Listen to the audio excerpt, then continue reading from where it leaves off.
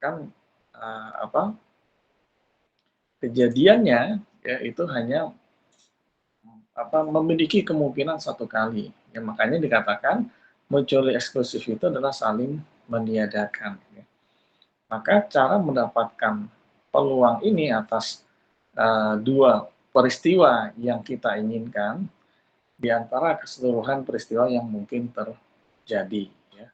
Dua peristiwa itu adalah keluar mata dadu 2 dan 5. Itu adalah 2 di antara 6 kemungkinan yang mungkin terjadi. 2 itu asalnya dari mana? Itu adalah asal dari asas penjumlahan. Ya.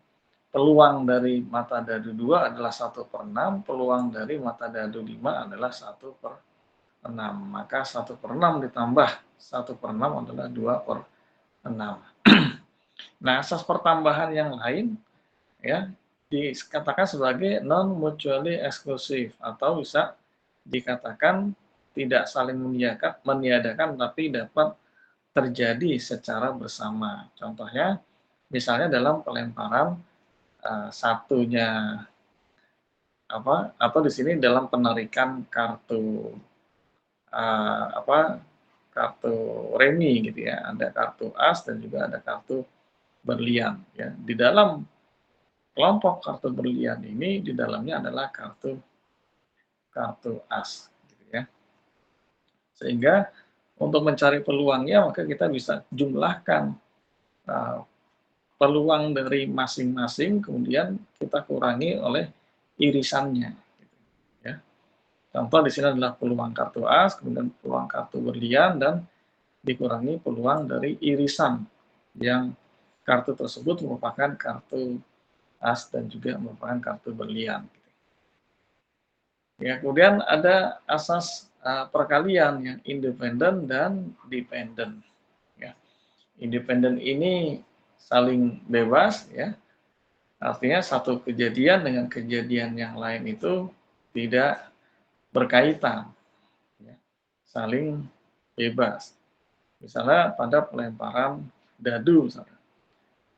Dadunya nggak dilempar satu kali, tapi 2 kali. Nah, antara lemparan pertama dan lemparan kedua, itu sifatnya saling bebas. Ya. Lemparan kedua tidak terkait dengan lemparan pertama.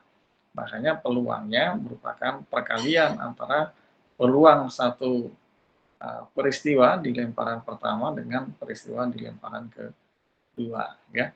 Kemudian ada asas dependen. Asas dependen ini asas yang bersyarat ya, artinya kejadian peristiwa yang kedua memiliki syarat dengan ketentuan peristiwa yang pertama. Hasil peristiwa yang pertamanya apa? Itu nanti akan mempengaruhi peluang peristiwa yang kedua. Ya. Nah, yang paling penting adalah ini prinsip menghitungnya itu ada 2 sementara ini yang paling krusial itu adalah kombinasi dan permutasi. Ini yang harus kita ingat, apa rumus kombinasi? Ya, rumus kombinasi itu kita lihat di sini kombinasi adalah n faktorial dibagi r dikali n minus r faktorial. Ini kombinasi. Kombinasi itu campuran atau susunan dari semua atau sebagian elemen yang tidak mementingkan urutan. Artinya kalau A, B, C itu sama dengan B, C, A. Gitu ya. Tidak mementingkan urutan, maka rumusan adalah kombinasi. Nah, rumusan ini nanti akan kita pakai di pembahasan pada hari ini. Ya. Jadi kita ingat aja, rumus kombinasi adalah n faktorial dibagi r faktorial dikali n minus r faktorial. Baik, saya lanjutkan dengan pembahasan pada hari ini, yaitu tentang distribusi probabilitas diskrit. Ya, kalau pekan lalu kita sudah mengenal ini konsep dasar probabilitas, maka hari ini kita akan membahas tentang distribusi probabilitas diskrit. Ya, mungkin pernah ingat waktu pertemuan pertama statistik itu ya ada apa istilahnya statistik continue dan discrete gitu ya. Discrete itu ya itu suatu apa ya, suatu perhitungan yang memiliki ketetapan gitu ya. Sementara kalau continue itu dia terus terus menerus gitu ya. Nah, kalau discrete ya angkanya pasti gitu ya.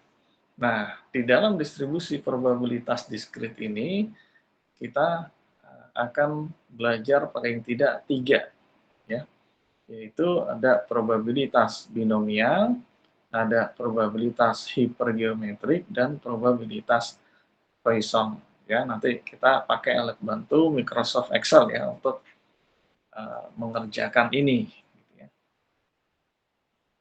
Walaupun kita juga akan belajar secara manualnya seperti apa, ya menggunakan kalkulator lah. Gitu. Baik, ada yang baru di sini. Barunya apa? Kalau kemarin kita hanya belajar tentang konsep dasar probabilitas. Nah, sekarang ada istilah baru, yaitu probabilitas ini dikaitkan dengan kata distribusi. Ya, makanya di sini disebut distribusi probabilitas diskrit. Nah, ada baiknya kita akan kenali dulu nih, ya, maksud dari definisi distribusi probabilitas. Jadi distribusi probabilitas ya itu suatu susunan distribusi yang mempermudah untuk mengetahui probabilitas suatu peristiwa ya atau juga merupakan hasil dari setiap peluang peristiwa ya. Beberapa contoh misalnya kita bisa gunakan distribusi probabilitas untuk menghitung ya diantaranya berapa peluang meraih untung dalam investasi di surat berharga. Ya, surat berharga kan ada saham, obligasi, reksadana, dan lain sebagainya. Gitu ya. Kemudian, berapa banyak barang yang harus dikirim apabila diketahui selama perjalanan barang memiliki probabilitas rusak sekian persen. Ya. Atau juga berapa banyak peluang yang dimiliki karyawan bekerja lebih baik di esok hari ya.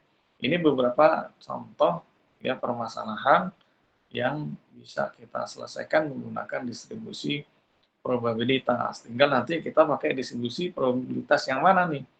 Apakah yang binomial, kemudian yang hipergeometrik atau yang Poisson ya. Baik. Nah, tadi distribusi probabilitas. Nah, sekarang kita tambahkan distribusi probabilitas diskrit, gitu ya. Nah, apa sih maksudnya? Nah, di sini kita lihat namanya distribusi itu adalah suatu variabel acak, ya, yaitu ukuran atau besaran yang merupakan hasil suatu percobaan atau kejadian secara acak. Ya. Secara acak itu artinya ya nggak di apa sih istilahnya, tidak direncanakan, gitu ya untung-untungan lah atau memiliki nilai yang berbeda-beda.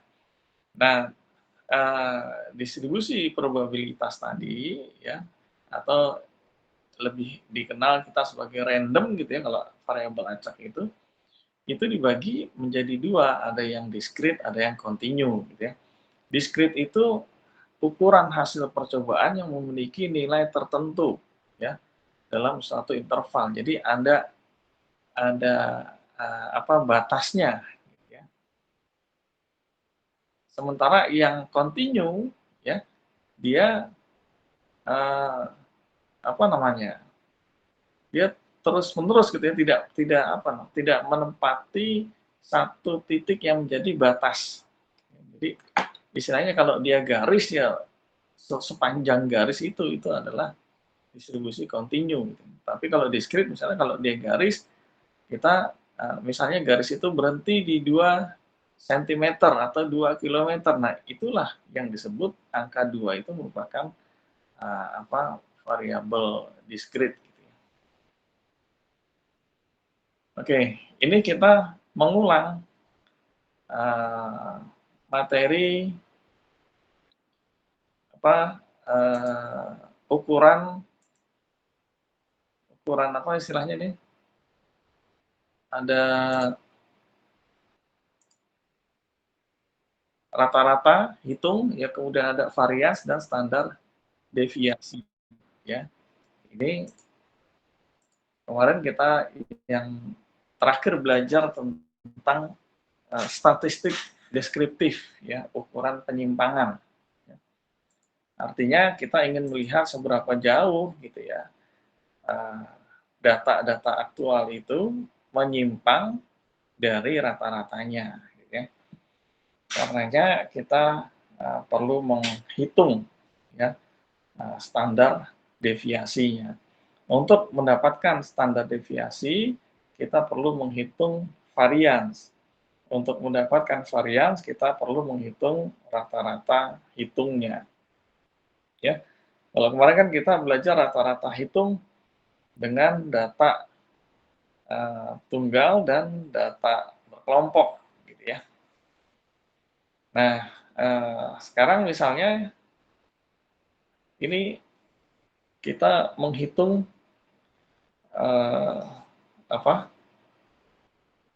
rata-rata itu berdasarkan ininya proporsinya, ya, rata-rata berdasarkan proporsinya atau kita sebut sebagai rata-rata tertimbang, ya, weighted average, ya, sebagai contoh ya misalnya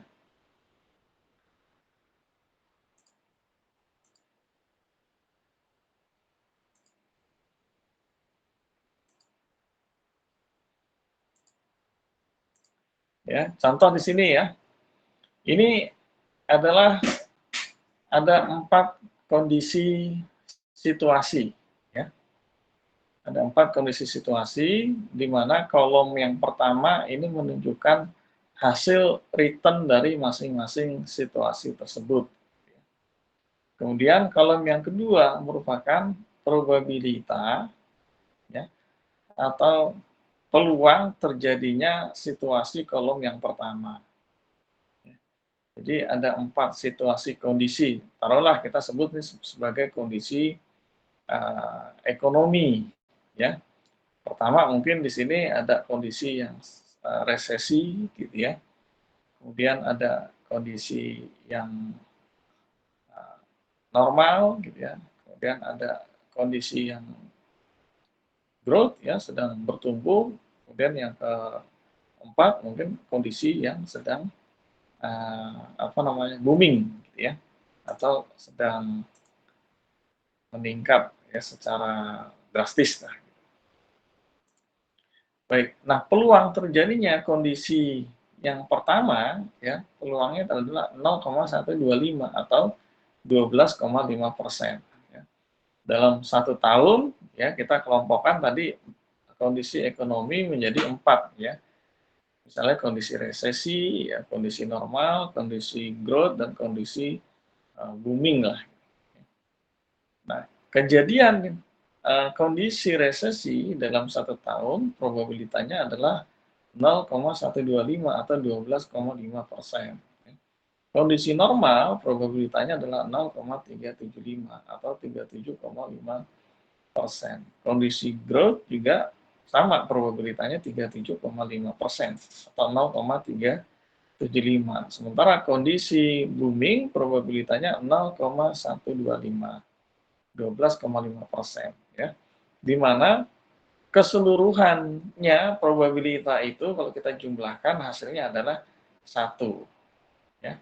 Nilai maksimal dari probabilitas adalah 1, ya. Jadi dalam 1 tahun mungkin kita bisa bagi-bagi nih berapa lama sih ya kondisi resesi, normal, growth, dan juga booming gitu ya. Nah, kemudian kan kita di sini rencananya adalah ingin mencari standar deviasi, ya. Makanya kita pertama kita ingin mencari lebih dahulu adalah rata-ratanya gitu ya. Nah, kita bisa kalikan ya, tingkat return pada tiap kondisinya dengan kita kalikan dengan probabilitanya. Ya. Pada saat kondisi resesi, ya return atau keuntungan atas investasi misalnya 0, maka probabilitas 0,125 kita kalikan dengan 0 itu hasilnya 0. Ya. Kemudian kondisi yang kedua, tingkat return yang dihasilkan adalah 1. Ya. Maka probabilitas mendapatkan return 1 itu adalah 1 dikali 0,375. Nah, kemudian tingkat return atas investasi ya, ketika kondisi growth adalah 2. Maka ya return dikali probabilitanya 0,375 kali 2 jadi 0,750 ya. Kemudian yang ketiga, pada saat kondisi booming tingkat returnnya 3, probabilitanya 0,125. Jadi tinggal kita ini kan ya, kita kalikan 0,375. Kemudian return dikali probabilitas ini kita jumlahkan ya. Nah, secara total di sini jumlahnya berapa? 1,5. Inilah 1,5 ini yang kita sebut sebagai rata-rata tertimbang ya. Jadi sekali lagi kita sebut sebagai rata-rata tertimbang atau weighted average itu adalah suatu rata-rata. Ini sebenarnya kan kalau secara normal, kalau dia datanya tunggal, cara kita merata-ratakan berapa sih tingkat return ya, rata-rata dalam 1 tahun, kan tinggal kita jumlahkan nih, 0 ditambah 1 tambah 2 tambah 3 dibagi 4. Ya kan? Secara normal nih, kalau data tunggal kan seperti itu. Tapi kita menghitung rata-rata tertimbang berdasarkan probabilitas yang ada di setiap return tersebut. Maka ini tinggal kita kalikan nih, return dikali probabilitas, kemudian hasilnya kita jumlahkan. Itu adalah rata tertimbangnya. Gitu ya. Nah, kemudian dari rata-rata tertimbangnya, ya, ini kita kurangi nih, ya, X dikurangi dengan rata-rata, ya. Kan kalau di sini berapa sih rata-rata return yang dihasilkan dalam 1 tahun ini 1,5. Nah, sekarang kita kurangi nih antara X dikurangi dengan rata-ratanya. X-nya kan ini 0 nih, 0 dikurangi 1,5 min 1,5 ya. 1 dikurangi 1,5 adalah min 0,5 ya, dan seterusnya ya. Kemudian ya hasilnya kita kuadratkan. Kenapa? Karena kan kita ingin mencari standar deviasi ya. Standar deviasi itu adalah akar dari varians ya. Varians itu sendiri kita mencarinya dari mana? Ya, ini ya. Ini kita sedang mencari varians ya. Ini sudah kita dapatkan, kemudian ini kita kuadratkan nih, min 1,5 kita kuadratkan, min 0,5 kita kuadratkan ya. 0,5 ya, ini kita kuadratkan dan seterusnya ini baru nanti hasil ini ya kita kalikan kembali dengan ini probabilitas dari X-nya dari sini ya. 2,25 gitu ya. Kita kalikan dengan 0,125 ya. 2,25 dikali 0,125 ya. Ini hasilnya 0,28 sekian sekian sekian ya. Ini kita bulatkan aja ya, 2 angka di belakang koma gitu ya untuk mempermudah gitu ya. Dan ini 0,375 dikali ini gitu ya. Nah, dapatlah hasil variansnya ya. Ini kita jumlahkan, hasilnya adalah 0,75. Nah, standar deviasinya tinggal kita akarkan 0,75. Ini yang di atas ini perhitungannya ya. Kita tarik dari bawah ke atas. Standar deviasinya adalah akar dari varians ya, atau akar dari 0,75 yaitu 0,85. gitu ya.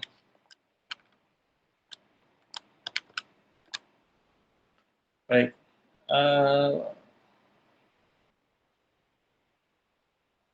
Oke ya, ini kan tadi untuk mencari standar deviasi atau varian. Ini sebenarnya kita sedang menghitung seberapa seberapa besar ya probabilitas suatu kejadian itu terjadi. Sekaligus kita juga bisa melihat gitu ya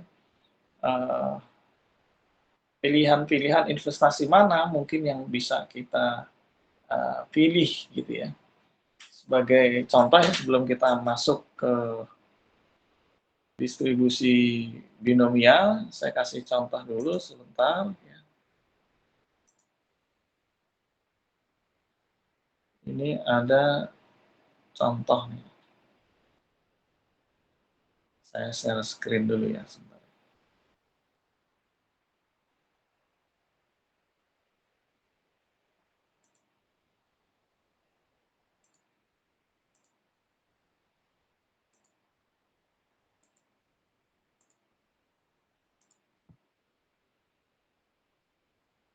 Ini ada contoh, saya nggak tahu ini ya. Nah, ini contoh aja nih. Anda mempertimbangkan membeli suatu saham, ya, dan di bawah ini ada dua alternatif investasi yang sedang Anda pertimbangkan, yaitu saham A dan saham B. Tentukan saham mana yang Anda pilih berdasarkan rata-rata tertimbang dari tingkat return-nya. Nah, kalau ini gini sih masih mudah ya, maksudnya kalau untuk mencari rata-rata tertimbangnya, tinggal kita kita kalikan aja probabilitas dikali dengan return-nya. Ya.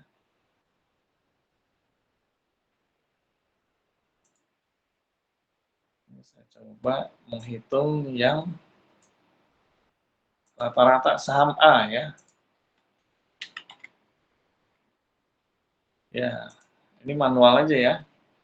0,2 dikali return-nya, cara bacanya kalau tadi kan return-nya di depan, probabilitasnya di belakang. Kalau ini sebaliknya, probabilitasnya di depan, return-nya di belakang. Tapi sama aja, yang penting tinggal kita kalikan aja ya.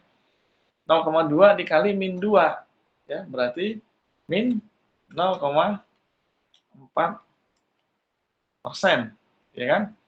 Kemudian 0,5 dikali 18%, ya hasilnya 9%. 0,3 dikali 27, ya hasilnya 8,1%.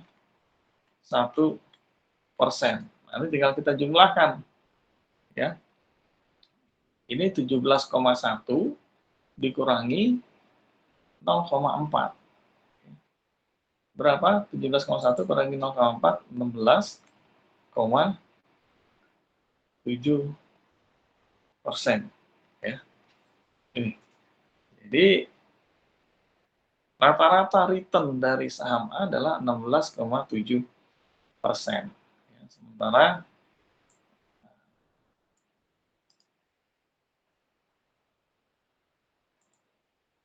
untuk saham B ya kita hitung rata-ratanya ya, 0,1 kali 4%, 0,4%, ya kan? Kemudian 0,3 dikali 6%, berarti berapa? 6 kali 3, 18 ya,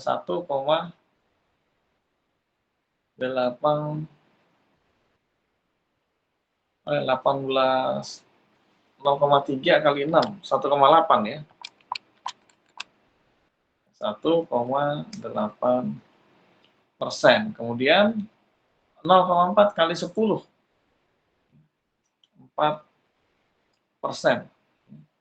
Kemudian 0,2 dikali 15, berapa persen? 0,2 kali 15,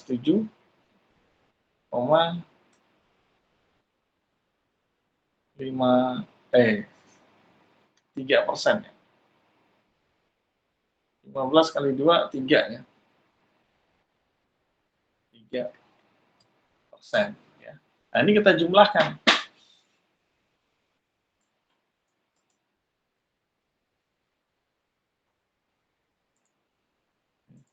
Kita jumlahkan, nih hasilnya berapa nih?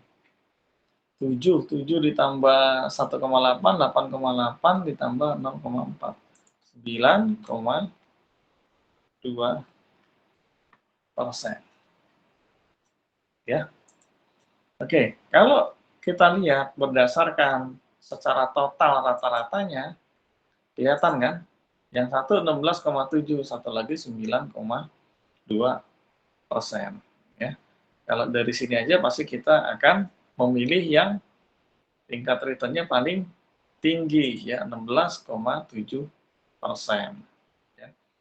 Tetapi setiap orang mungkin preferensinya berbeda-beda. Kenapa? Karena kita lihat di sini yang 16,7% ketika kondisi ya mungkin sebutlah kondisinya resesi gitu ya, dia nggak untung tapi rugi ya. Ya kondisi resesi dia rugi min 2%. Ya, sementara yang investasi ya, pilihan yang lain yaitu saham B, waktu kondisi resesi mungkin dia masih mendapatkan keuntungan sebesar 4%, gitu ya. Tapi ketika di sini kondisi yang lain ini di sini ya untuk saham A dia returnnya sangat tinggi ya sehingga secara rata-rata dia bisa menghasilkan tingkat return yang lebih tinggi dibandingkan yang saham B. Ya kalau berdasarkan rata-rata saja pilihan kita jatuh di saham A ya. Untuk menentukan mana yang paling baik maka perlu kita hitung standar deviasinya, ini harus kita lanjutkan dengan rumusan yang tadi kita pelajari gitu ya. Nah, dari standar deviasi kita lihat berapa besar ukuran penyimpangannya. Ya, secara sederhana bisa kita bilang plus minus aja. Ya. Contoh misalnya, ini saya kasih angka kasarnya aja, misalnya standar deviasinya untuk saham A, ya itu misalnya standar deviasinya adalah ya 14% nih, contoh aja. Ya, sementara standar deviasi untuk saham B taruhlah kita di sini saya sebut standar deviasinya adalah 5%. Ya. Secara sederhana standar deviasi itu pengertiannya ya plus minus aja nih. Ya. Nilai returnnya sebagai nilai rata-rata, maka nilai aktualnya adalah plus minus standar deviasi terhadap returnnya. Artinya kalau plus minus maka rentang datanya antara ya 16,7 dikurangi 14, 2,7% yang paling kecil sampai yang paling tinggi adalah 16,7 ditambah 14%, 30,7%. Jadi rentang datanya 2,7 sampai 30,7, ya kan?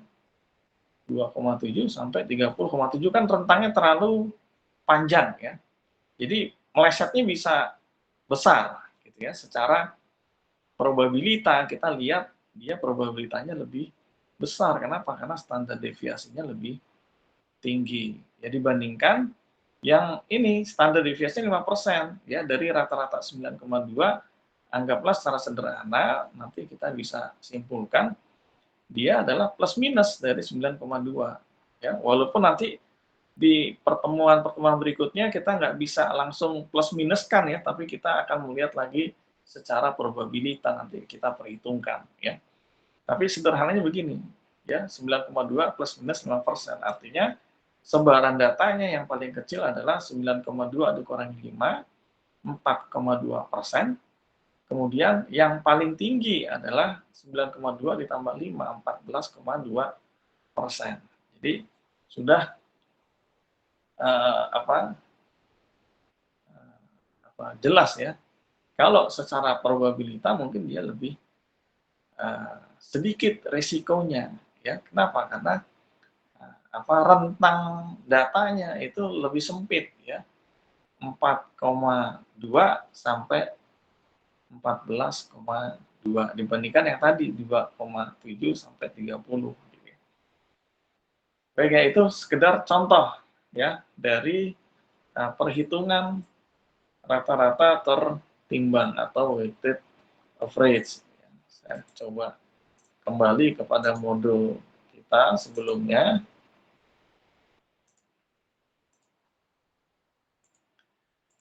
Jadi selanjutnya kita akan mempelajari tentang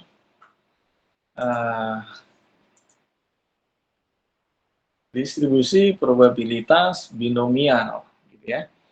Nah, binomial ini ditemukan oleh Bernoulli, ya. Kalau dari nama nih orang Itali, gitu ya. Jadi dia melakukan percobaan. Dari percobaan tersebut menghasilkan dua kemungkinan atau dua kejadian, ya. Misalnya dia mencatat misalnya kelahiran anak, ada laki-laki dan perempuan, gitu ya. Kemudian ada transaksi, ada jual dan beli, ya. Kemudian ada perkembangan suku bunga, misalnya ada naik dan turun. Artinya ada dua pilihan aja, ya. Kejadian sukses dan kejadian tidak sukses atau gagal, ya. Nah, peluang terjadinya suatu kejadian sukses itu disebut dengan P, sementara peluang terjadinya kejadian gagal itu adalah Q, gitu ya. Maka peluang terjadinya kejadian sukses ditambah peluang terjadinya gagal itu sama dengan 1. Ya. Kemudian asumsinya untuk percobaan Bernoulli ini atau distribusi probabilitas binomial, suatu percobaan dengan percobaan yang lain bersifat bebas, ya, bebas. Ya, tadi kan kita udah belajar nih prinsip-prinsip probabilitas. Nah, kemudian dari situ, ya, muncullah perumusan yang menjadi rumus perhitungan distribusi probabilitas binomial. Ya. Jadi cara baca rumusnya, ya, ini probabilitas binomial, ya, itu merupakan n faktorial dikali pi pangkat r, ya. P ini tadi adalah probabilitas sukses, ya kan? Kemudian dikali Q pangkat n minus r, ya. Q ini adalah probabilitas gagal, ya. N ini banyaknya percobaan, sementara R itu banyaknya peristiwa sukses. Ya, banyaknya peristiwa sukses N itu banyaknya percobaan. Oke, ya. Nah, saya ingin garis bawahi di sini, ya. Tadi kan kita sudah belajar prinsip-prinsip perhitungan probabilitas. Nah, ini yang saya lingkari, ini adalah rumus apa nih? Ada yang masih ingat? Nah, n faktorial dibagi r faktorial kali n minus r faktorial, ini ya, yang saya tandai dalam kurung merah ini adalah rumus apa? Rumus kombinasi.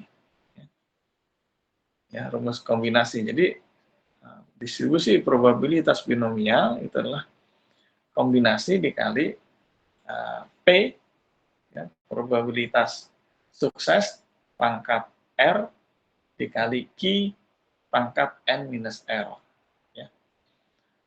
Oke, langsung aja ke contoh, ya. Contoh misalnya suatu perusahaan mengirim buah melon ke Hero, ya. Hero udah bangkrut sekarang, ya. Nah, buah yang dikirim 90% diterima, sisanya ditolak. Setiap hari ada 15 buah dikirim ke Hero. Ya. Pertanyaannya, berapa peluang dari 15 buah yang dikirim itu 15-15-nya diterima, ya. Terus pertanyaan yang kedua, berapa peluang dari 15 yang dikirim hanya 13 yang diterima, gitu ya. Ini pertanyaannya ada dua. Hitunglah probabilitas peluang dari 15 buah dikirim semuanya diterima, dan dari 15 buah dikirim hanya 13 yang diterima. terima. Kemudian disebutkan probabilitas dan ini pertanyaan ada 3, cuma kita nggak usah nih ini. Ya, ini yang 10 buah nih nggak usah ya. Kita 2 aja. Jadi diketahui ya, probabilitas suksesnya berapa? 90%. Ya.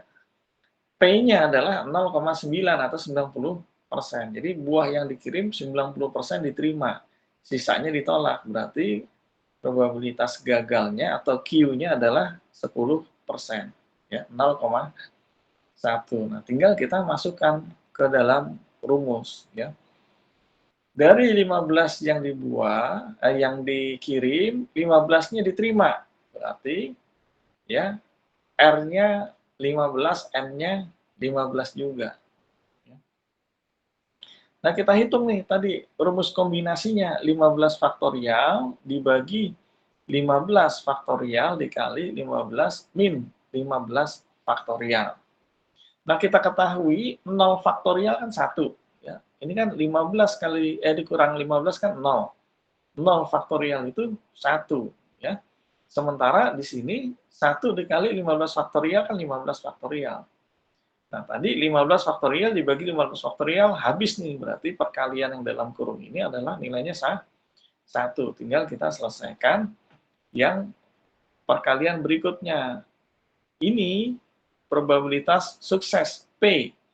P pangkat R. Ya kan? Rumusnya tadi ini P pangkat R. Kemudian Q pangkat N min R. Ya. R-nya adalah 15. Ya kan?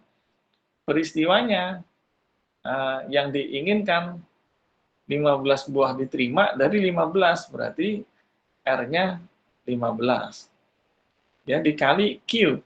Q-nya probabilitas gagal 0,1. 0,1 pangkat N min R. N-nya yang dikirim 15, yang diinginkan diterima 15 juga. 15 kurang 15 kan 0. Jadi, satu bilangan kalau dipangkatkan 0, ya hasilnya 1 lah gitu ya. Jadi tinggal kita pangkatkan ini nih 0,9 pangkat 15. Ya. Berapa? 0,9 pangkat 15. Nah, kita gunakan kalkulator. Bentar ya, saya share kalkulatornya terlebih dahulu.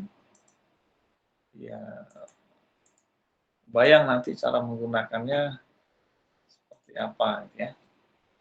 Jadi 0,9 ya kan? Dari mana 0,9? 0,9 ini adalah 90% atau probabilitas kejadian sukses. Sukses itu artinya diterima buahnya oleh hero itu probabilitasnya adalah 90%. Jadi 0,9 dikali, bukan dikali, dipangkatkan ya 15. Nah, ini hasilnya 0,2059 ya, atau bisa kita bulatkan 3 angka di belakang koma 0,206 ya.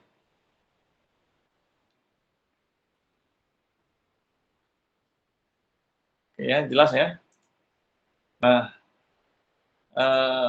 berikutnya saya lanjutkan berapa probabilitas kalau dari 15 buah dikirim, 13-nya diterima.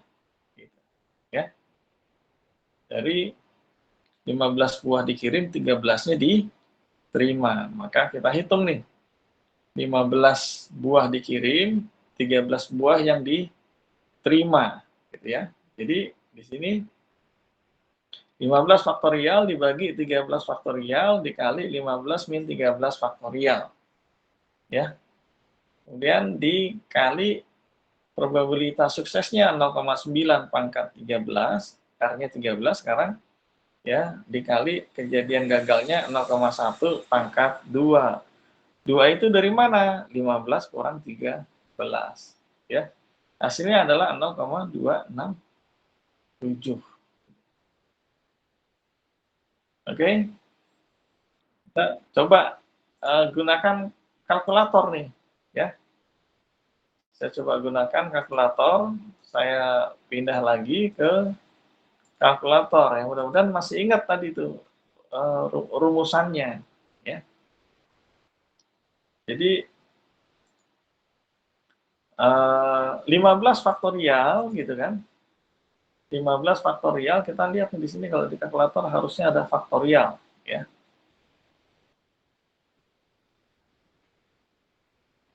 Kita lihat di sini, ada nggak nih faktorial? Biasanya ada tanda seru ya.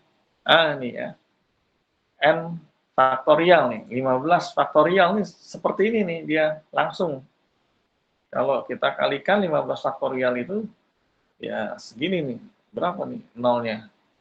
Triliunan ya. Oke, ini dibagi dengan 13 faktorial. Nih. Nah, ini ya. 210 kita bagi lagi dengan 15 kurang 13 berapa? 15 kurang 13 kan 2. 2 faktorial itu 1 kali 2. 1 kali 2, 2. Ya, atau ya langsung aja mungkin kita bisa bilang 2 faktorial gitu ya. Nah, hasilnya ini kan 105. 105 ini akan kita kalikan dengan probabilitas suksesnya berapa? Probabilitas suksesnya itu adalah 0,9, ya kan? Pangkatnya berapa tadi? R-nya 13, ya. X pangkatnya nih ya, pangkat 13. Ya. Kemudian dikali, ya. Probabilitas gagalnya berapa? 0,1, ya kan? Pangkat N kurang R. N-nya tadi kan 15 dikurangi 13, 2. Ya, berarti 0,1 pangkat 2. Ya. Nah, ini ya. Nah, ini hasilnya adalah 0,266. Ya, atau kalau kita bulatkan 0,267. 0,267 ya. Oke ya, kita kembali lagi ke handout-nya. 0,267. Ya, ini hasilnya ya. Itu tadi kita menghitung secara apa namanya? Secara manual menggunakan kalkulator. Ya. Sekarang bagaimana kalau kita menggunakan Excel? Oke, saya buka dulu Excel-nya.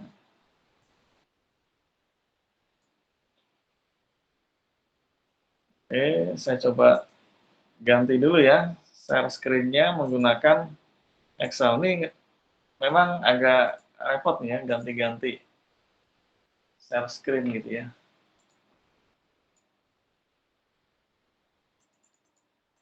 Oke ya, nah ini ya. Bagaimana cara kita menghitung ini, menghitung distribusi binomial? Oke, ya pertama kita klik dulu nih sama dengan, ya. Kemudian bisa langsung kita nih ada fx nih ya, insert function ya. Bisa juga kita gunakan di sini ya. Kemudian kita pilih nih yang statistik ya. Statistik ya sudah. Terus kita cari distribusi binomial. Nah, ini ya, binomial distribution nih, yang ini nih. Binom titik dis gitu ya. Binomial distribution di sini lihat dalam kurung di sini ya. Numbers. Kemudian trialnya berapa, ya, probabilitasnya berapa, kemudian ini sifatnya kumulatif atau tidak ya. Ini contoh ya. Kita kerjain yang pertama dulu tadi ya. Apa namanya? N-nya itu tadi 15 gitu ya. Yang pertama tadi 15 buah dikirim, 15-nya diterima ya. Kemudian probabilitas sukses, ya, probability sukses itu 90% ya, 0,9. Kemudian dia uh, kumulatif atau tidak, ya.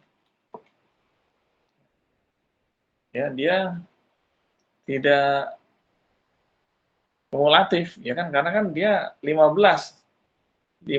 buah dikirim, 15 buah diterima. Nah, hasilnya ini sayangnya nggak kelihatan ya. Kalau saya lihat harusnya ada tampilan ininya lagi nih, tampilan apa diagram atau apa ya, isiannya lagi. Cuma ini kelihatannya di sharing ini nggak kelihatan. Tapi paling tidak kelihatan rumusnya ya. Gitu kan, sama dengan binom titik dis gitu ya. Ini panjangnya binomial distribution gitu kan. Kemudian kejadian 15 buah dikirim, 15 buah diterima, probabilitas suksesnya 0,9, kemudian dia tidak bersifat kumulatif, ya, false gitu ya. Nah, ini langsung kita enter ya. Nah, ini hasilnya 0,2589. Ya, sama tadi dengan perhitungan kalkulator. Ya. Nah, kalau kita mau bulatkan 3 angka di belakang koma, maka hasilnya 0,206. Dengan cara yang sama, ya, kita hitung yang kedua ya, di mana 15 buah dikirim, 13 buahnya diterima.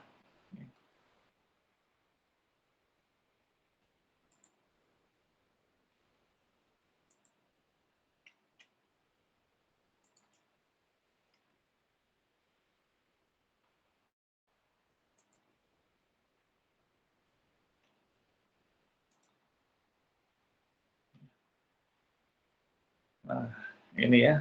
Jadi pertama 13 buah diterima dari 15 buah yang dikirim gitu cara bacanya ya.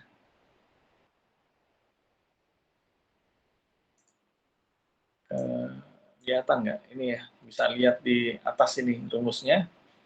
Ini kalau kita bulatkan 3 angka di belakang koma hasilnya 0,267. Ini kalau kita menggunakan Excel. Jadi tadi kita sudah pelajari secara manual menggunakan kalkulator, kemudian yang kedua menggunakan Excel.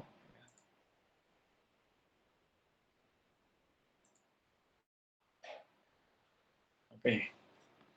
Ya, ini baru yang pertama nih, distribusi binomial. Ya. Nah, kemudian selanjutnya kita akan bahas tentang distribusi probabilitas hipergeometrik. Ya.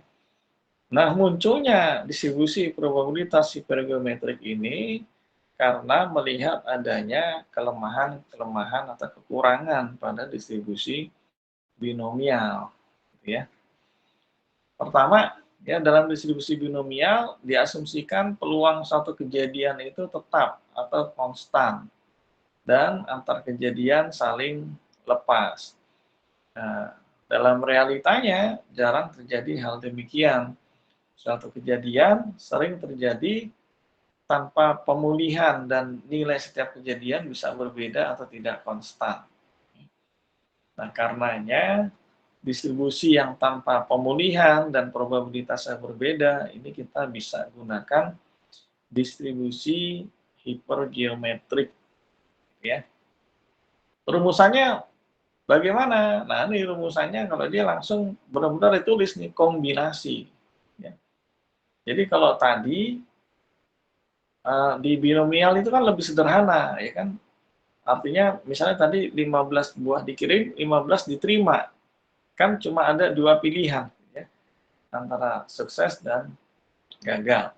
Nah, di distribusi hipergeometrik dia bisa beberapa tingkatan. Jadi rumusnya seperti ini nih, kombinasi S terhadap R, ya S itu adalah jumlah sukses dalam populasi, sementara R adalah jumlah sukses dalam perhatian, dikali dengan kombinasi N dikurangi S. N itu adalah jumlah populasinya, dikurangi S tadi jumlah sukses populasi, ya. Kemudian kombinasi terhadap N min R, ya. N ini jumlah sampel, N kecil sampel, kalau N besar dari populasi, ya, dibagi kombinasi populasi terhadap sampelnya. Ya. Kalau ngelihat rumusannya memang agak sulit untuk menghafalnya, meskipun cuma sebenarnya lambangnya sih C aja nih, kombinasi aja, kombinasi kali kombinasi dibagi kombinasi gitu ya. Cuma karena banyak turunannya, mungkin kita agak bingung gitu ya. Baik, saya langsung ke contoh nih, penerapannya ini biasanya dipakai untuk apa gitu ya. Nah, ini contoh misalnya, kalau tadi dalam hal pengiriman buah gitu ya, sekarang kalau di kaitannya dengan investasi di saham gitu ya. Misalnya di sini ada 33 perusahaan di bursa yang akan memberikan dividen. 20 di antara 33 perusahaan tersebut akan membagikan dividen di atas 100 per lembar. Ya, jadi ada himpunan semestanya itu ada 33 perusahaan. Kemudian dari 33 itu ada 20 diantaranya akan membagikan dividen. Kemudian Bapepam ini dulu, Bapepam kalau sekarang OJK ya. Bapepam sebagai pengawas pasar saham ya akan melakukan pemeriksaan dengan mengambil 10 perusahaan. Nah, ada lagi nih ya. 10 perusahaan ini adalah sampelnya ya. Kalau 33 ini populasinya. 10 ini sampelnya. Nah, pertanyaannya, berapa dari 10 perusahaan yang dijadikan sampel tersebut, 5 perusahaan akan membagikan saham di atas 100 per lembarnya. Jadi ada berapa tingkatan tadi ya? Populasinya ada 33, gitu ya tadi kan. Ini populasi. Kemudian dari 33 itu ada jumlah suksesnya, itu adalah 20, yang membagikan dividen di atas 100, kemudian kita ambil ya 10 perusahaan sebagai sampel ya. N-nya adalah 10 perusahaan, kemudian yang ditanya dari 10 perusahaan ini berapa 5 perusahaan yang akan membagikan saham di atas 100 per lembarnya. Jadi R-nya itu adalah 5 perusahaan ini gitu ya. Jadi kalau tadi kan binomial cuma ada 2 pilihan nih, kalau ini dia bisa bertingkat. Gitu ya. Oke ya, langsung kita masukkan ke dalam rumusan. Ya. Rumusnya kan sebenarnya kombinasi dikali kombinasi dibagi kombinasi. Gitu ya. Kombinasi yang pertama adalah kombinasi yang sukses membagikan dividen terhadap ini R-nya nih terhadap perusahaan. Ya, sampel apa istilahnya jumlah sukses dari sampelnya gitu ya. Nah, ini perhitungan kombinasi yang pertama ya. Kemudian kombinasi dia dikali dengan kombinasi lagi. Kombinasi yang kedua adalah kombinasi dari ini nih. Nilai populasinya dikurangi suksesnya, 33 kurang 20 kan 13 ya. 13 kombinasi 10 kurangi 5, sampel dikurangi sukses dari sampel 5 ya. 13 kombinasi 5. Yang pertama tadi 20 kombinasi 5. Ya, setelah perkalian ini dibagi kombinasi yang ketiga, yaitu kombinasi atas populasi terhadap sampelnya. Nah, ini hasilnya 0,216. Kalau mau menghitung, ya apa, bisa aja ya menghitung secara manual, gitu kan. Kita pakai kalkulator.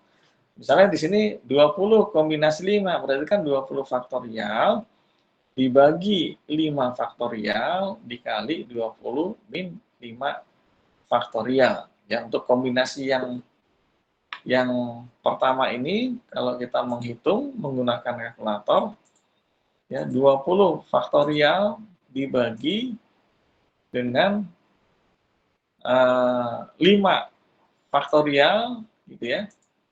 Kemudian 20 kurang 5 kan 15, ya kan? Nah, dibagi lagi dengan 15 faktorial. Nah, yang pertama ini 20 kombinasi 5 ini itu hasilnya adalah 15.504. Nah, 15.504 ini dikali 13 kombinasi 5. Artinya 13 faktorial dibagi 5 faktorial dikali 13 min 5 kan 8 ya, dikali 8 faktorial. Atau kalau di kalkulator dibagi lagi gitu ya. 13 faktorial dibagi 5 faktorial dibagi 8 faktorial gitu ya. Kalau menghitungnya menggunakan kalkulator. Terus yang ketiga nih ya. Ini dibagi ya, hasil perhitungan dua kombinasi tadi dibagi dengan kombinasi 33 terhadap 10. Ya memang agak panjang, tapi eh, jangan sedih ya, kita masih ada Excel nih. Bisa kita gunakan Excel. Ini kan hasilnya 0,216, ya kan? Coba saya buka dulu Excel-nya ya, untuk mencoba menghitung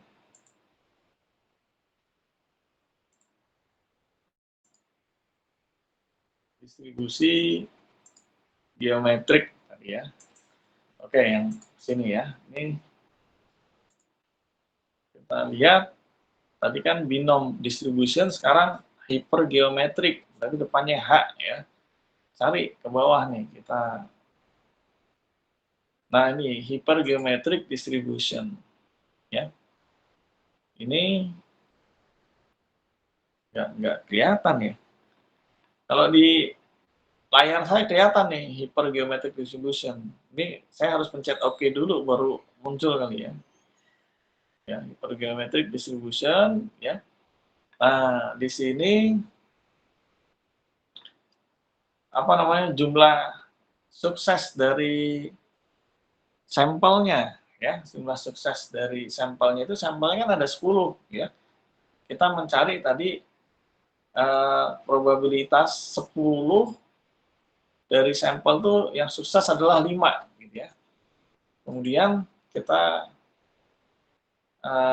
jumlah sampelnya 10 ya kan. Nah, terus dari 10 itu sebenarnya dia mengambil berapa? 20 tadi ya. Kalau nggak salah 20 ya, baru populasinya 33. Populasinya 33, kemudian dia tidak kumulatif. Oke, ini langsung kita pencet OK. Nah, ini hasilnya 0,215. Ini kalau kita bulatkan 3 angka di belakang koma, hasilnya adalah 0,216 ya. Rumusnya bisa dilihat di atas ini ya kan, hipergeometrik ya, dia height geom titik distribution dalam kurung jumlah sukses sampelnya 5, jumlah sampelnya ada 10, jumlah sukses dari populasinya 20, kemudian populasinya 33 dan dia tidak kumulatif atau false gitu ya. Inilah hasilnya adalah 0,216 ya. Kita balik lagi ke materinya. 0,216 tadi hasilnya kan. Nah, ini ya hasilnya 0,216 untuk distribusi hipergeometrik. Ya. Ini masih banyak bahan kita, ya. Baru setengah perjalanan, masih banyak contoh soalnya nanti ya. Oke, saya lanjutkan secara cepat. Berikutnya adalah distribusi probabilitas Poisson. Ya. Distribusi probabilitas Poisson, yang artinya apa? Ya. Hipergeometrik berarti masih ada kelemahan, ya termasuk kalau binomial kan tadi ada kelemahan. Nah sekarang yang tidak bisa diselesaikan oleh binomial dan hipergeometrik, kita masih punya namanya distribusi Poisson. Kalau dari namanya ini kayak nama orang Prancis gitu ya, dikembangkan oleh Simon Poisson. Nah, dia memperhatikan bahwasanya distribusi binomial ini sangat bermanfaat dan bisa menjelaskan dengan baik. Namun, ya ada catatannya, untuk N di atas 50 dan juga nilai probabilitas suksesnya kecil, itu akan sulit untuk mendapatkan nilai binomialnya. Kalau tadi kan kejadian suksesnya 90%, 0,9, kemudian N-nya cuma 15, ya kan?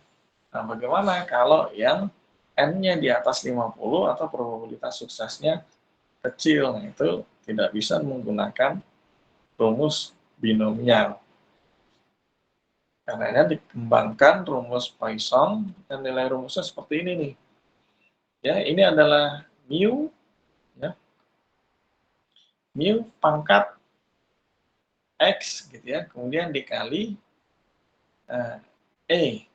E ini epsilon ya, kalau di matematika E ini adalah bilangan epsilon pangkat ya min mu dibagi X faktorial.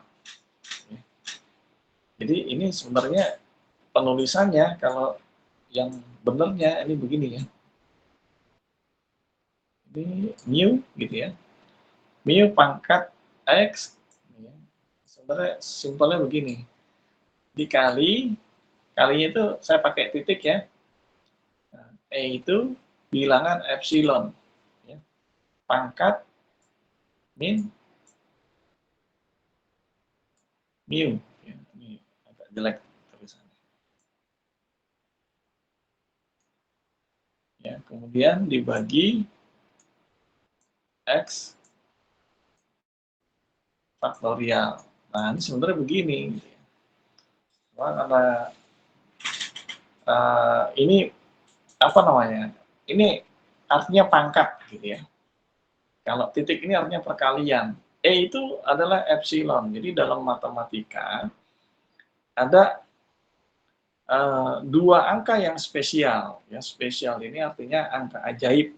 Ya, angka yang sering digunakan oleh banyak rumus matematika. Ya, di antaranya adalah angka epsilon. Ya, angka epsilon itu nilainya adalah 2,7128 sekian gitu ya.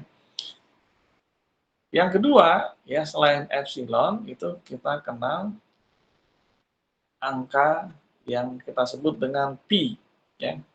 Pi itu adalah 22/7 atau 3,14 sekian. Ya. Jadi dua angka ini angka yang istimewa dalam matematika yang sering dipakai untuk menyelesaikan banyak rumus, ya. Pi dengan epsilon ini. Nah, untuk kali ini yang kita pakai adalah bilangan epsilon. Nah, biasanya kalau di kalkulator saintifik pasti ada nih epsilon. Ya, nanti kita coba lihat ya. Oke, kita lihat dulu contohnya nih. Misalnya di sini jumlah emiten di bursa ada 120 perusahaan. Akibat krisis ekonomi, peluang perusahaan memberikan dividen hanya 0,1%. Nah, ini peluang suksesnya cuma 10%. Ya. Kemudian apabila bursa meminta secara acak 5 perusahaan, ya sampelnya 5, berapa peluang kelima perusahaan tersebut akan membagikan dividen? Ya. Jadi apa? Rumusnya tadi adalah mu pangkat X dikali epsilon pangkat min mu.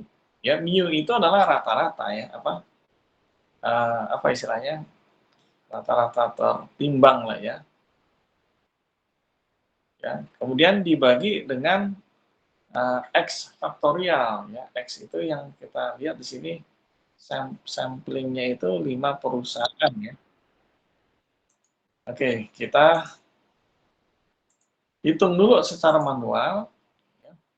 Tadi mu ya, rumusnya tadi mu ini kan, mu ini dapatnya dari mana? Mu itu dapatnya dari ini, sudah ada keterangannya di sini. Mu didapatkan dari jumlah sampel, jumlah populasi 120 dikali probabilitas suksesnya. Probabilitas suksesnya adalah 0,1. Jadi dari 120 perusahaan yang membagikan peluang membagikan dividen hanya 0,1%. Berarti mu yang rata-ratanya adalah 120 kali 0,1 atau 12. Nah, 12 ini kita pangkatkan X. X-nya itu adalah 5. Ya. Kemudian dikali epsilon pangkat min X pangkat min 12. Ya. Kemudian dibagi 5 faktorial. Ya. Ya. Oke ya, kita coba menggunakan kalkulator terlebih dahulu. Oke. Ya, nanti mestinya kita wajib nih kuliah pegang kalkulator. Oke, mu-nya tadi sudah dihitung 12 ya, dari 120 kali 0,1. Nah, 12 ini kita pangkatkan 5 ya. 12 kita pangkatkan 5.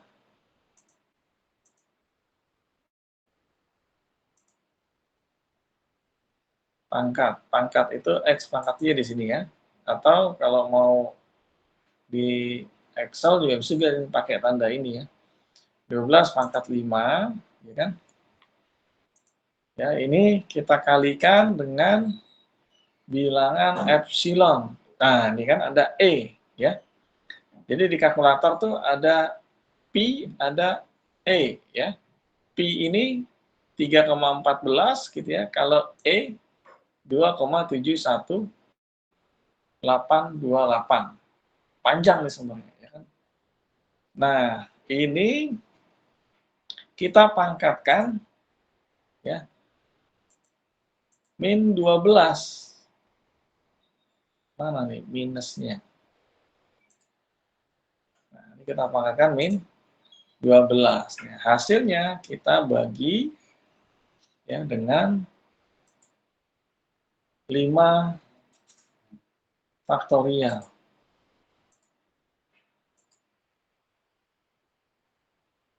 Ya, ini hasilnya 0,0127.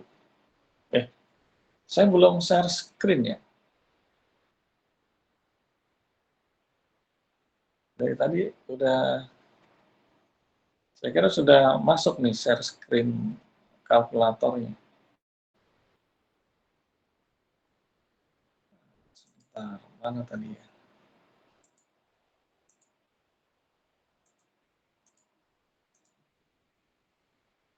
Oke.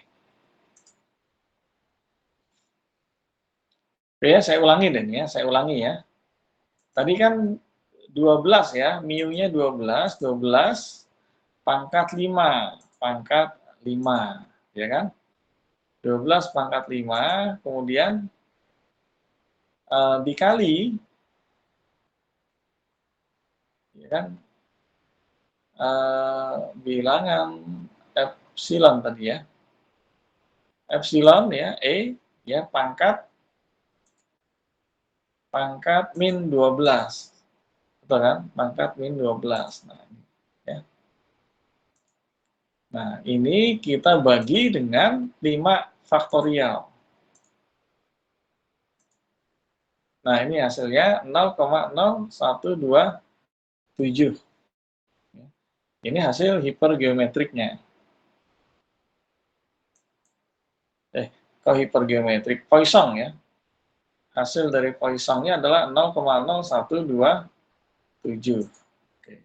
Nah, kita balik lagi ke handout-nya. 0,0127. Nah, ini ya 0,0127. Tadi sudah kita hitung menggunakan kalkulator. Nah, bagaimana menggunakan komputer nih, Excel? Ya. Izin saya ini lagi share screen untuk Excel-nya.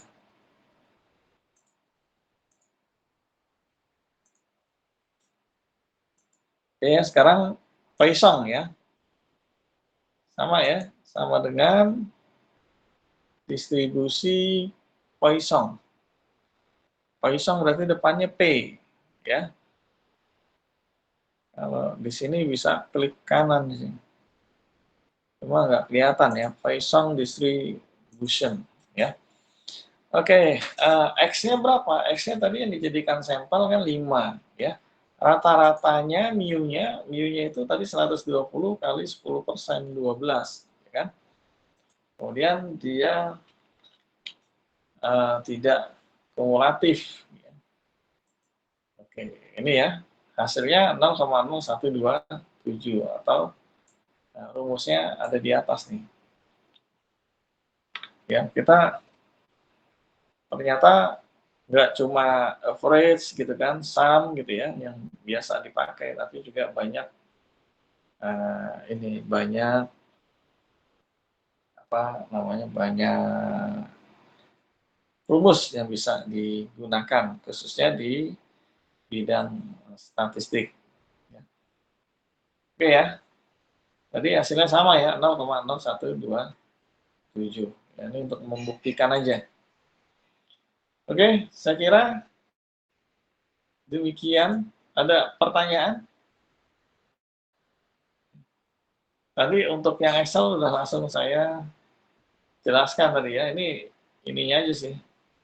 Cara-caranya nih kalau ingin mencoba sendiri di rumah, ini tinggal diikuti aja ya. Kalau secara praktek tadi sudah saya tunjukkan.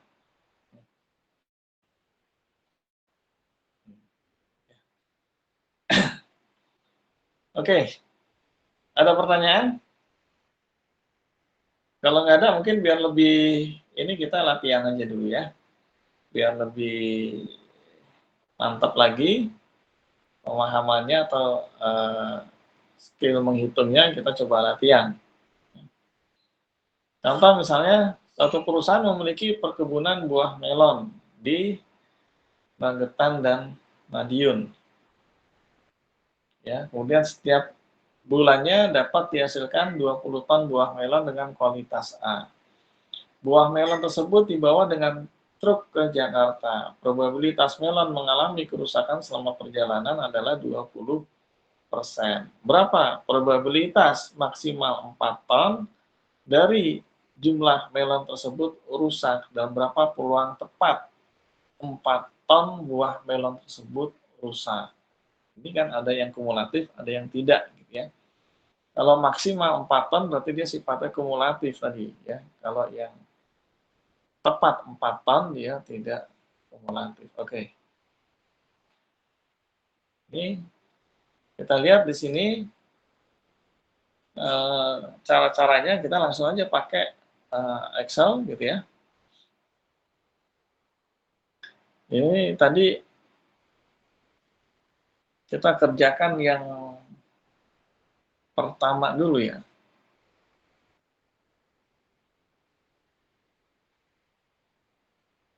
Yang binomial. Ini terlalu kecil nih kalau saya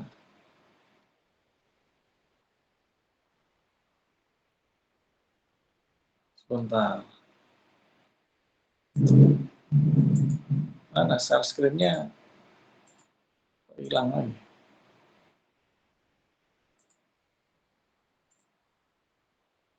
Ya.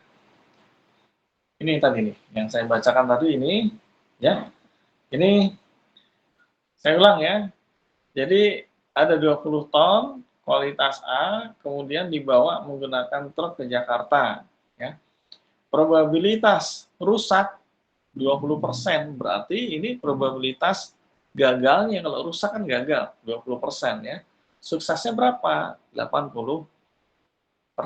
Nah, pertanyaannya, berapa probabilitas maksimal 4 ton dari jumlah melon tersebut dari 20 ton itu rusak? Ya, maksimal 4 ton. Kemudian berapa peluang tepat 4 ton? Nah, ya. Ini di sini sudah ada petunjuknya, cuma mungkin terlalu kecil ya. Saya coba ulang perhitungannya menggunakan Excel ya.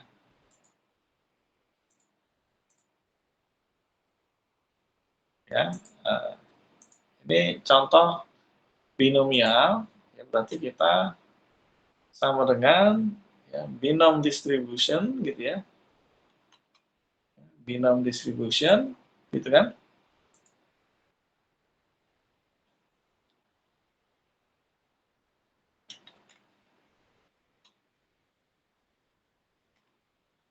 Oke, kemudian di sini jumlah S-nya ya.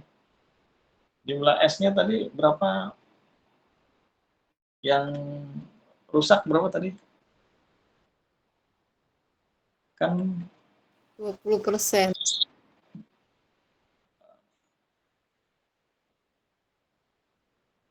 sebentar, mana tadi soalnya? Oke, 20 melon, kemudian jumlah yang rusak 20%. Berapa probabilitas maksimal 4 ton dari jumlah melon tersebut rusak? Dan berapa peluang tepat 4 ton buah melon tersebut rusak gitu ya.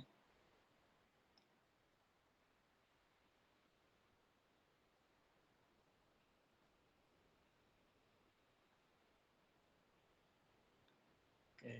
Jadi kalau di binomial tadi kan yang di rumusnya kan yang diketahui adalah probabilitas suksesnya, ya kan? Sementara di soal ini ada trikinya, yang diketahui adalah probabilitas gagalnya. Sehingga kita harus cari dulu probabilitas suksesnya.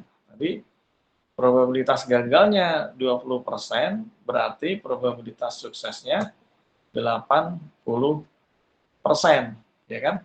Kemudian gagalnya 4, ya. Ada 2 pertanyaan tadi, maksimal 4 dengan tepat 4. Bedanya di mana? Nanti bedanya di terakhirnya itu apakah true atau false, ya. Nah, yang gagal 4 berarti kalau yang nggak gagal 20 kurang 4, 16 kan gitu. Ya. Jadi apa namanya? Kita bisa hitung ya. Dari distribusi binomial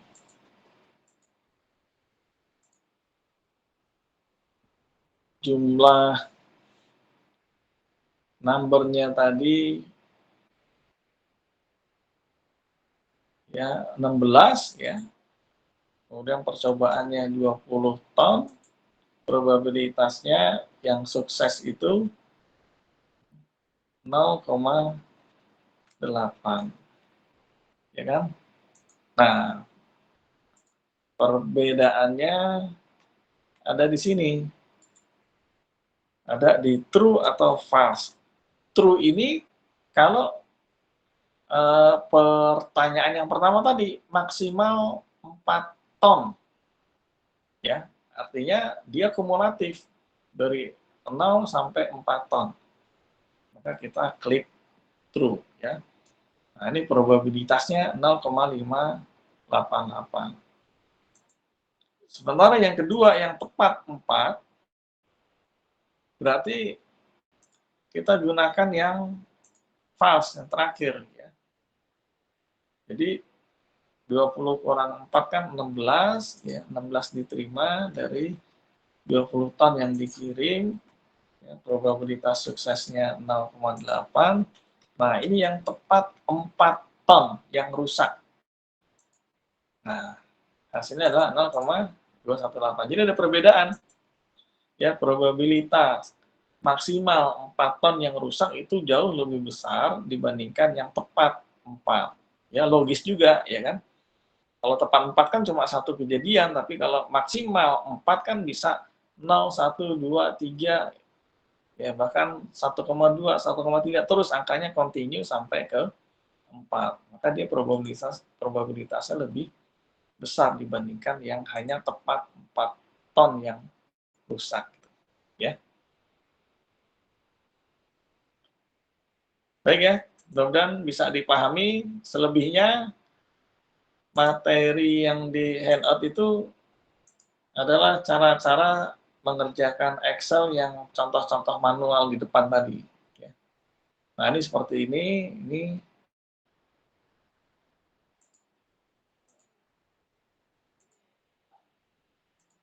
ya.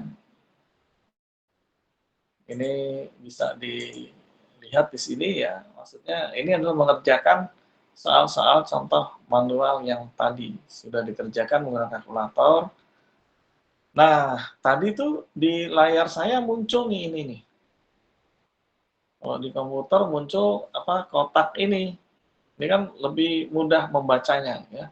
Sementara yang share screen-nya itu langsung rumusnya aja tadi kelihatannya sama dengan binom titik distribution dalam kurung. Nah, tadi dalam kurungnya itu kalau di layar saya muncul ini yang muncul kotak ini. Kalau tadi di share screen cuma muncul yang atasnya aja nih. Ya.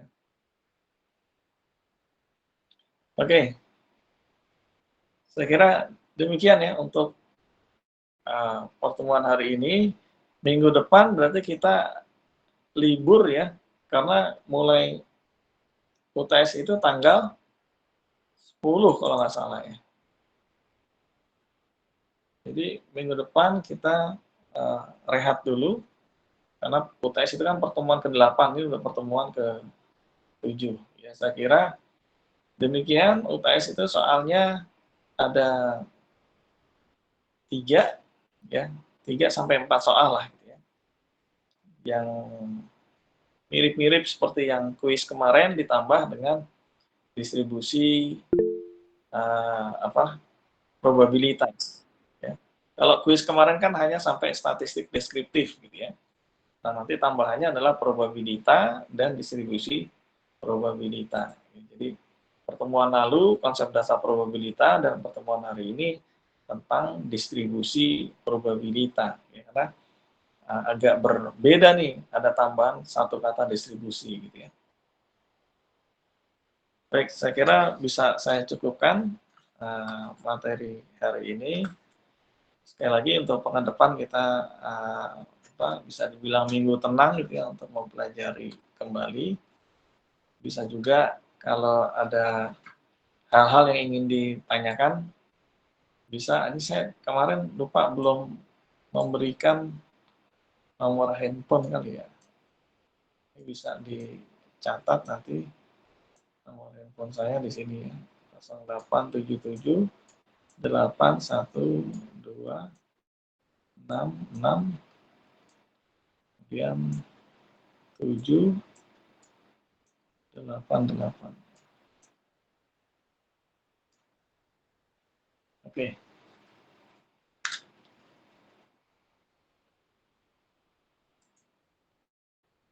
Ya, sekali lagi coba nanti khusus untuk pertemuan yang hari ini coba latihan menggunakan kalkulator ya.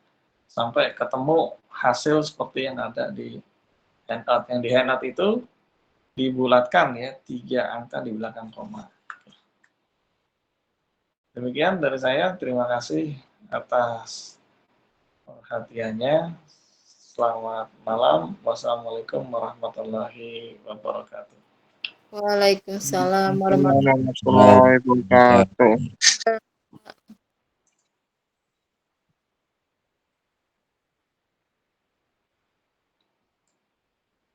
Izin saya tutup ya.